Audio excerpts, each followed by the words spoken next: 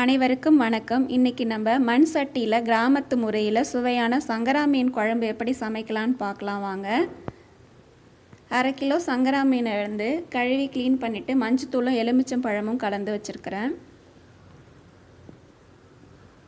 ஒரு கிணத்துல எலுமிச்சம் பழம் அளவு புளியை ஊற வச்சுருக்கேன். அடுப்பில் மண் சட்டியை வச்சு மண் சட்டி காஞ்சிடுச்சு. இப்போ நம்ம 2 குழி கரண்டி அளவு நல்லெண்ணெய் ஊற்றிக்கலாம். நல்லெண்ணெயை மீன் குழம்பு சமைச்சிங்கன்னா நல்லாயிருக்கும். எண்ணெய் காஞ்சிச்சு. கடுகும் உளுத்த பருப்பும் போட்டு தாளிச்சிட்டு வெந்தயம் 1/2 ஸ்பூன் போட்டு தாளிச்சிக்கலாம். அது கூட 200 கிராம் சின்ன வெங்காயம் சேர்த்துருக்கேன். சேர்த்து வதக்கிக்கிட்டு 10 பல் பூண்டு நசுக்கி சேர்த்துக்கோங்க. அது கூட கருவேப்பிலை சிறிதளவு, ஒரு பச்சை மிளகா 2 அரிஞ்சு அது கூட சேர்த்துக்கலாம்.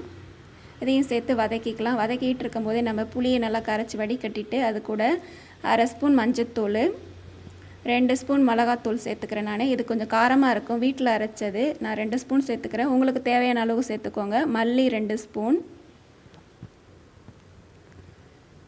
தேவையான அளவு உப்பு, இது எல்லாத்தையும் போட்டு நல்லா கரைச்சிட்டு வாயில் கொஞ்சம் ஊற்றி பாருங்கள். புளி காரம் உப்புலாம் கரெக்டாக இருக்குதான்னு. கம்மியாக இருந்துச்சுன்னா அதுக்கு தகுந்த மாதிரி சேர்த்துக்கோங்க.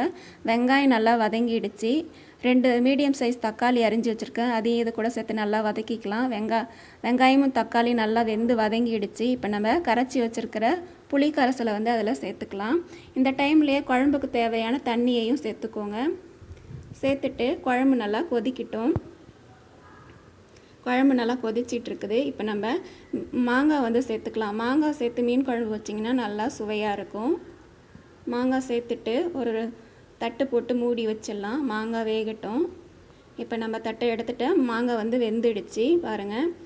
மாங்காய் வெந்ததுக்கப்புறம் தான் நம்ம மீன் சேர்க்கணும். முன்னாடியே சேர்த்துட்டோம்னா மீன் கரைஞ்சி போயிடும். அதுவும் சங்கரா மீன் சீக்கிரமாகவே வந்துடும்.